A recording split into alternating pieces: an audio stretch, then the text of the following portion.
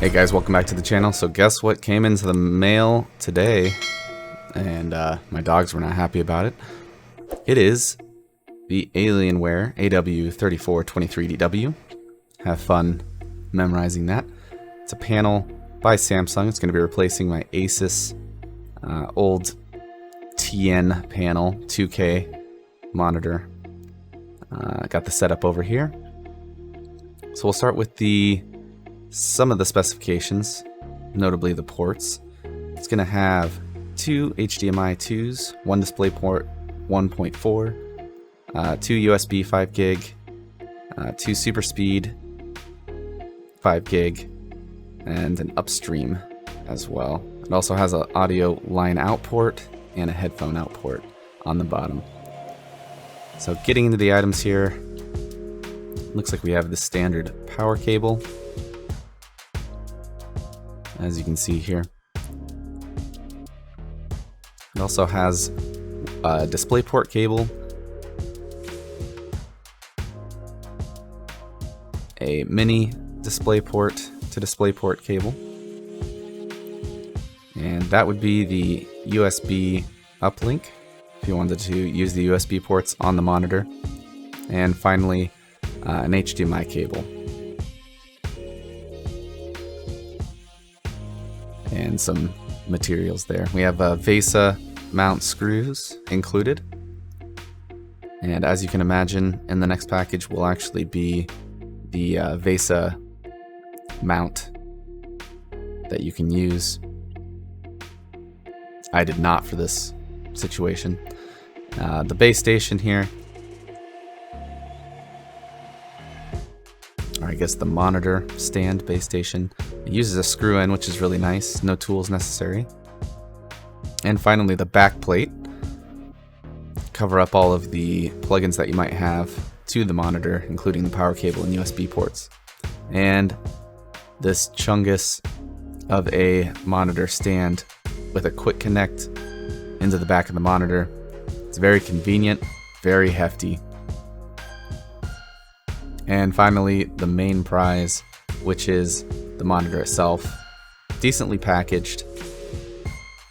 I did not receive mine with any damage to the box nor the product. So we'll get it out and take a look at it. There's just some of the ports on the bottom. Power, quick disconnect for the monitor stand, and then your uplink, a couple of USBs, the HDMIs, the DisplayPort, and the audio. Now setting it up is really simple. You just put the hefty stand into the base there, flip it over, and without the use of tools, you can go ahead and just twist the bottom bolt in and use the quick connect to click in the monitor to the stand. And you're essentially set up from that point. There is some height adjustment, a few inches. I was comfortable with the distance that it traveled. It also has swivel, which you'll see in this clip here. Here's some of the spec sheet information. As you can see, it's a 34.25 inch panel. It's going to be a QD OLED. Samsung actually makes this panel. Resolution 3440 by 1440. So it will be an ultra-wide 2K monitor. Still an upgrade from what I was having before, especially with the OLED. It is a 10-bit panel, 175 Hz refresh. Though with some software I saw it was 173. Great contrast ratio. And obviously OLED has no backlight. Price, definitely a little pricey. So here's the setup. I have an older LG 21:9 1080p monitor on the side. Obviously this video is not going to do it justice. There are some things to note with the settings if you guys do decide to pick up this monitor. I did not change mine to HDR 1000. I play in a darker office space most of the time. So HDR 400 was perfectly fine.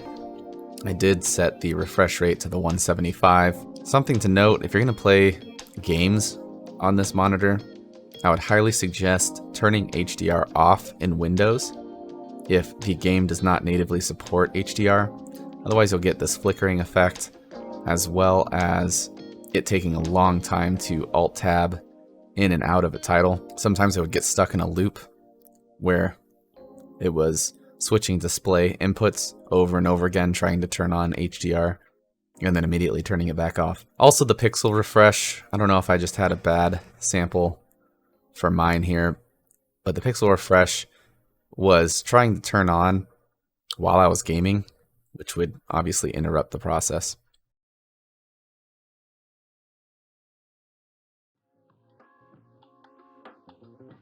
If we swing around the back here, once everything's plugged in, you'll see that it has a backlight that is adjustable as far as the intensity.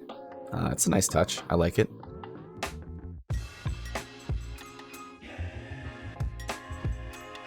As far as the picture quality goes, I was gawking. Luckily, there's no audio of me recording this, but I was taken back by how awesome this looked. Right now, you're not even seeing an ultra-wide video, but you can't tell where the black begins and ends for the footage, and that was a crazy experience for me. Just some stock footage.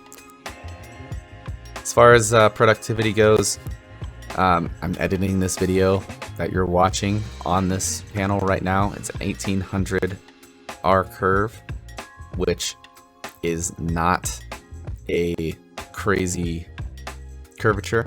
It does take a little bit of getting used to, but I wasn't feeling sick or anything like that.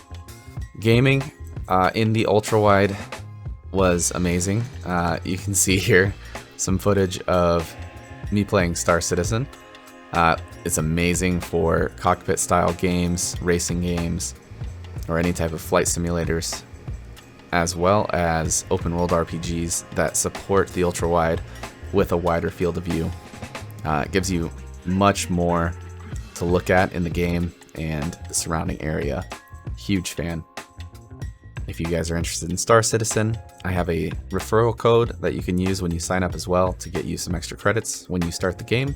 If you guys are looking to pick up titles on discount, use the link below to Green Man Gaming. It supports the channel if you buy product on there. And lastly, 99.9% of my viewers are unsubscribed. So we have a lot of new people coming in and out of the channel here, and even repeat viewers. But unfortunately, we are not helping YouTube provide my videos to new users with the lack of subscribers. So that is my ask. Thank you guys for stopping by. I'll see you next time.